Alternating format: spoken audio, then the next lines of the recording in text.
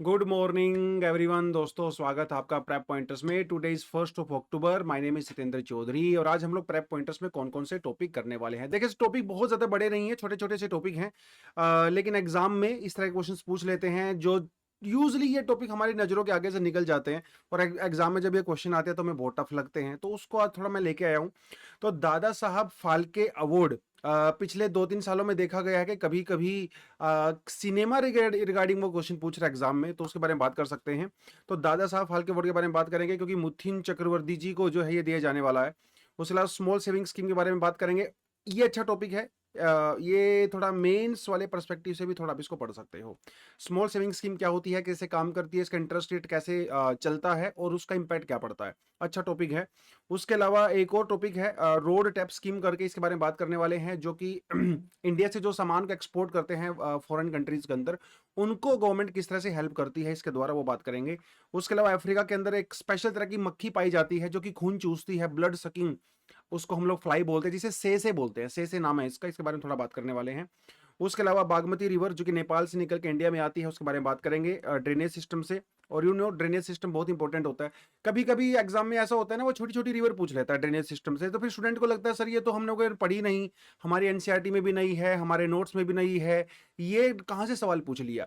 तो यहाँ से पूछता है सवाल बेसिकली। तो पिछले 1.5-2 सालों का करंट अफेयर में जो रिवर्स, खासकर मानसून के आसपास जिनमें फ्लड वगैरह रहती है, वहां से सवाल उठाता है एग्जाम में। तो ये बागमती रिवर जनरली आपने नाम नहीं सुना होगा, लेकिन आज इसके बारे में हम लोग बात करने वाले हैं। उसके अलावा टाटा कैस्ट्रल, छोटा सा टॉपिक है, बात करेंगे क्या है ये।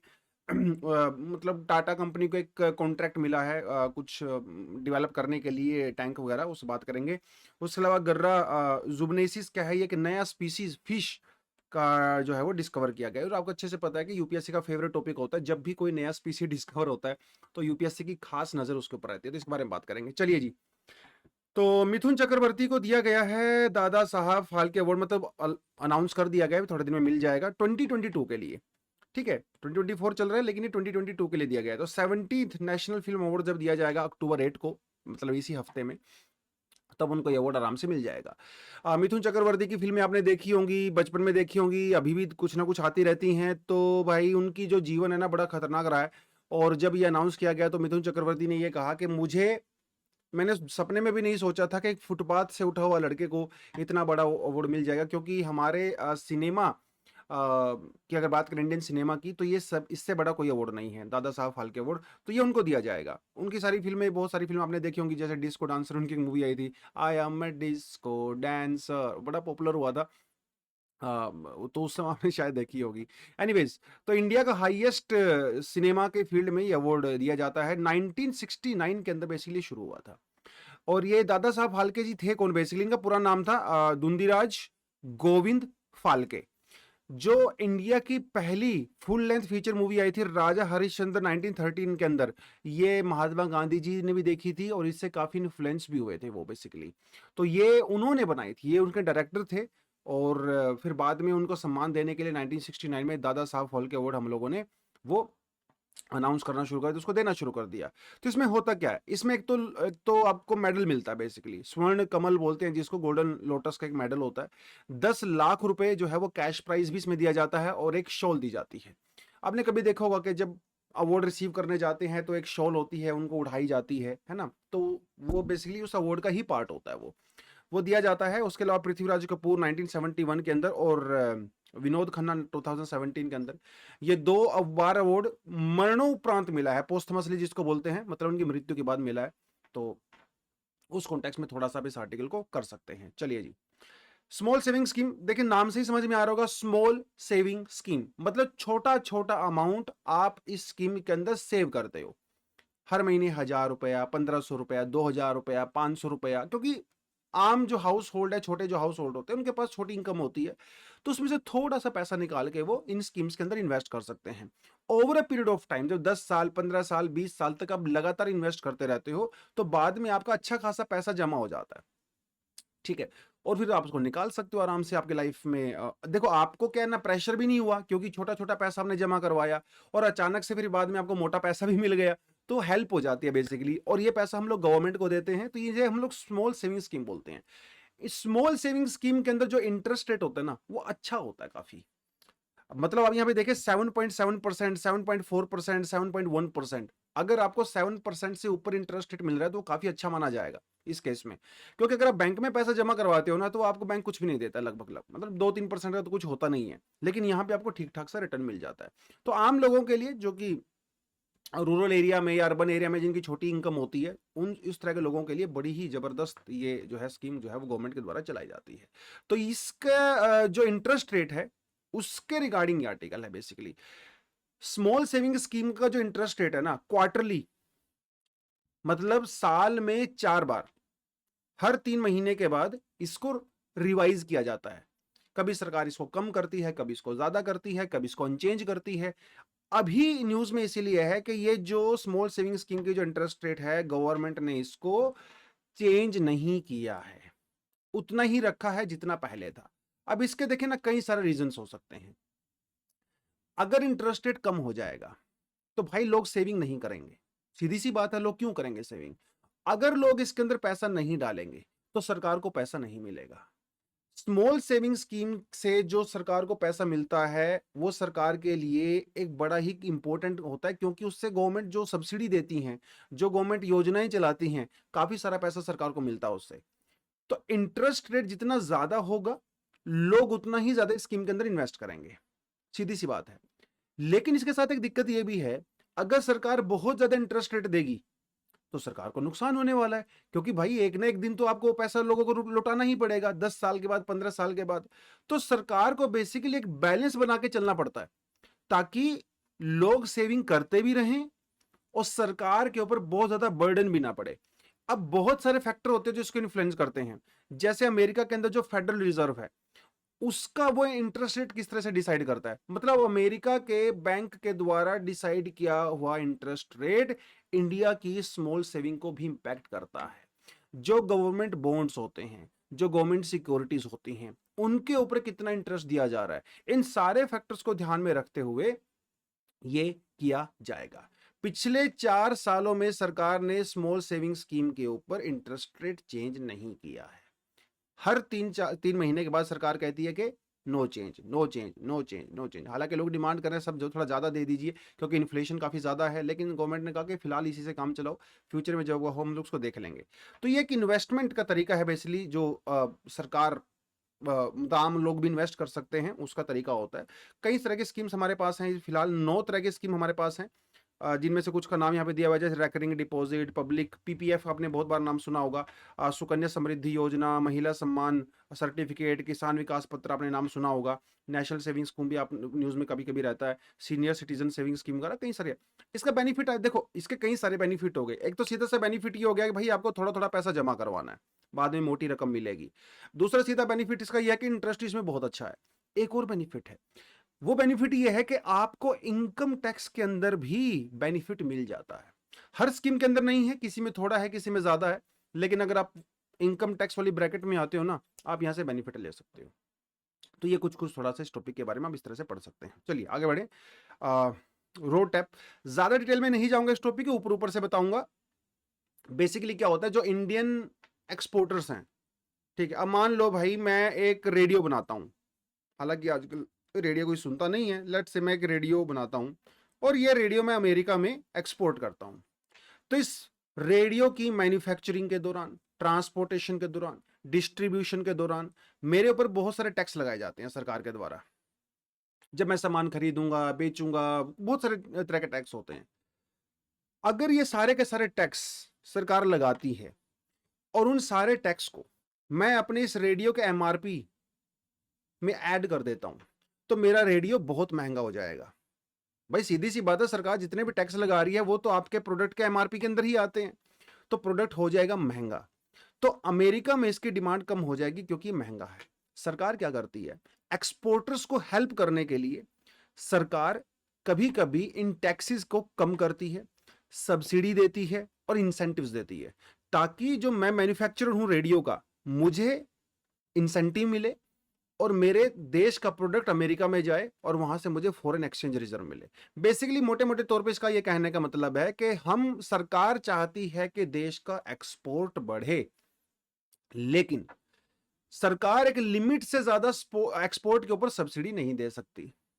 क्योंकि ये डब्ल्यूटीओ के रूल्स का वायलेशन हो जाता है। डब्ल्यूटीओ एक लिमिट से ज्यादा अलाउ नहीं करता है। तो सरकार ने क्या किया, एक नया स्कीम निकाल दिया। सरकार ने कहा रिमिशन ऑफ द ड्यूटीज, देखिए रिमिशन का मतलब होता है छूट, of duties and taxes on the exported products. जैसे मेरा यहाँ पे रेडियो था, तो radio was my exported product, इसके ऊपर जो ड्यूटीज थी, जो टैक्सेस थी, उनको रिमिशन किया गया है, मतलब उनको कम किया गया है, ताकि मेरा प्रोडक्ट की डिमांड अमेरिका में बढ़ती रहे। अब हुआ यह है कि सरकार ने इस स्कीम को अभी सितंबर 30 2025 तक कंटिन्यू कर दिया है। पहले सरकार ने कहा था कि वो 2024 में खत्म कर देगी, लेकिन सरकार ने इसको अभी 1 साल और एक्सटेंड कर दिया है। तो मतलब जैसे अगर आप इंडिया से जो भी लोग एक्सपोर्ट करते हैं, उनको जितना भी टैक्स पे करते हैं, सरकार वही टैक्स बाद में उनके अकाउंट में जमा करवा देती है। पूरा नहीं करवाती है, कुछ परसेंटेज करवाती है, तो इनमें सभी को बेनिफिट हो जाता है। तो 23,922 करोड़ रुपए का सरकार ने इसके लिए बजट रखा था। तो वो जो है हम लोगों ने यहाँ पे डालेंगे। 10,000 से ज्यादा प्रोडक्ट जो है इस तरह के वो स्कीम में दिए जाते हैं। पहले पिछले साल ये जो सरकार के द्वारा सब्सिडी कहीं या छूट कहीं दी जाती थी, वो 0.5 से लेकर 4.3% थी। इस बार घटा के थोड़ा सा कम कर दिया है, लेकिन स्कीम आप थोड़ा सा कुछ याद रखें। डब्ल्यूटीओ की कंपाइलेशन के परस्पेक्टिव से हम लोगों ने इसको डाला है।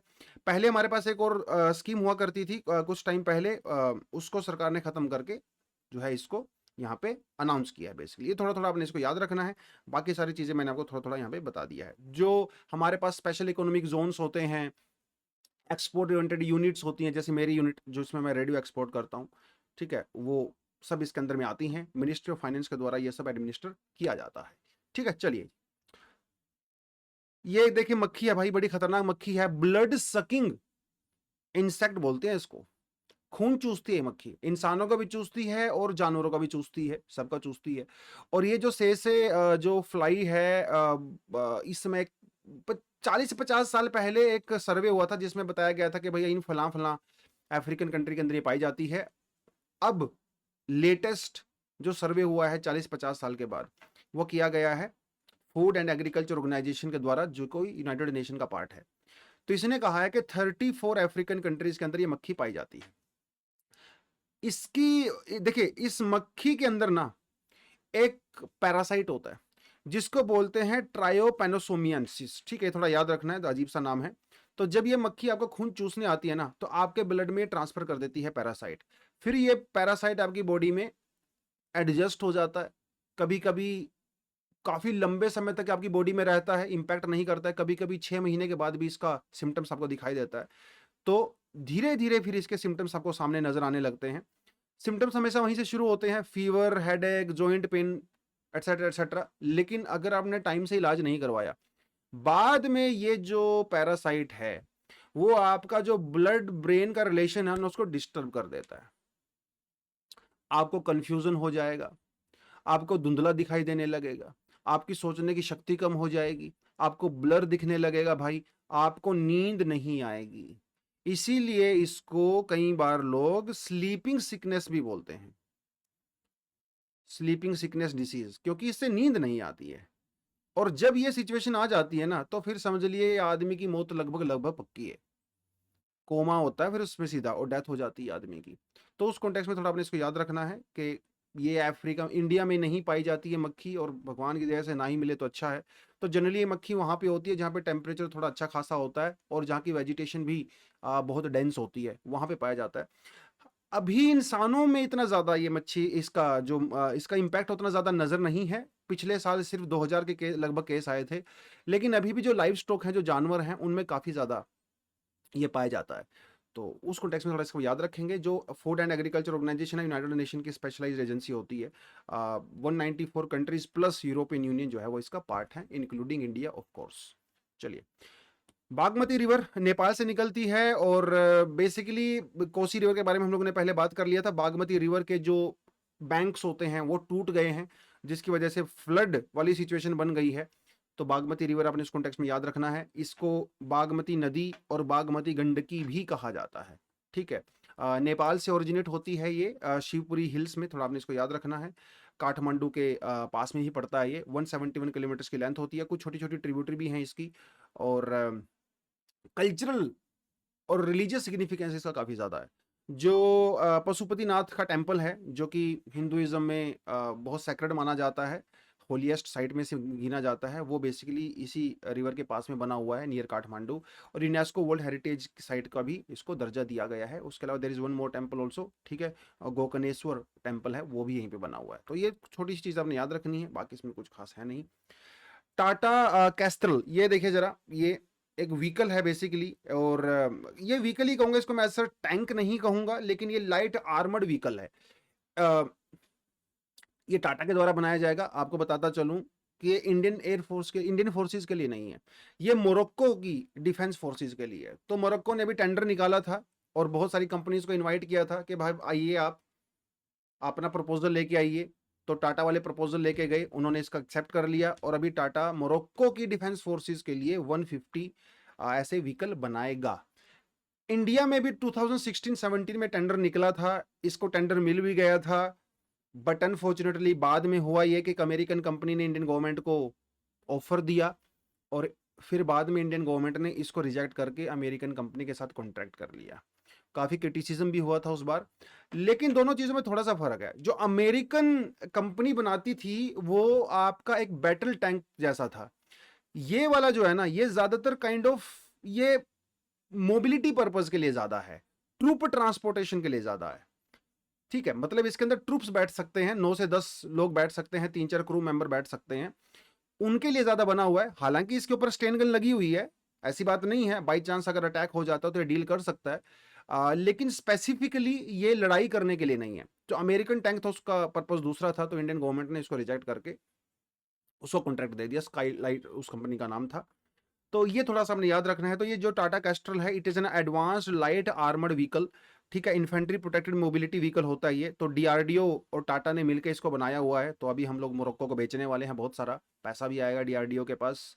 तो उस कॉन्टेक्स्ट में थोड़ा आपने याद रखना है। ये बाकी की चीजें तो मैं आपको नहीं कहूंगा कि इसको आप बहुत ज्यादा रट्टा मार लो, हल्का हल्का ऊपर से देख सकते हो।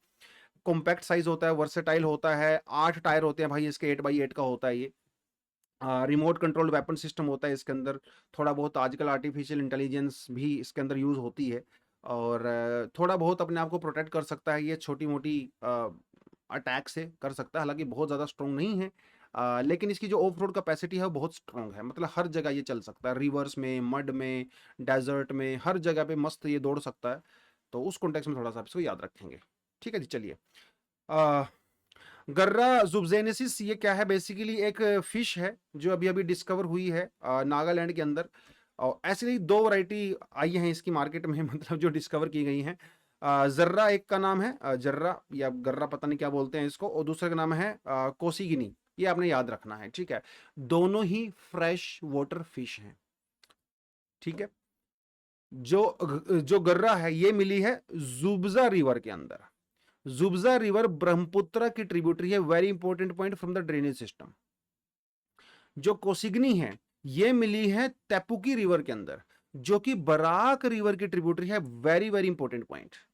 बराक रिवर एक दूसरी रिवर की ट्रिब्यूटरी है जो कि है इरावड़ी, जो कि चलती है म्यांमार के अंदर। तो ये आपने थोड़ा सा इसको याद रखना है इस कॉन्टेक्स्ट में, ठीक है। क्योंकि जो नागालैंड हिल्स हैं वो एक वाटरशेड है, और ये जो रिवर है वो नागालैंड, उस नागालैंड हिल्स की ईस्टर्न साइड में ओरिजिनेट होती है, तो ये इसलिए म्यांमार के अंदर जाती है।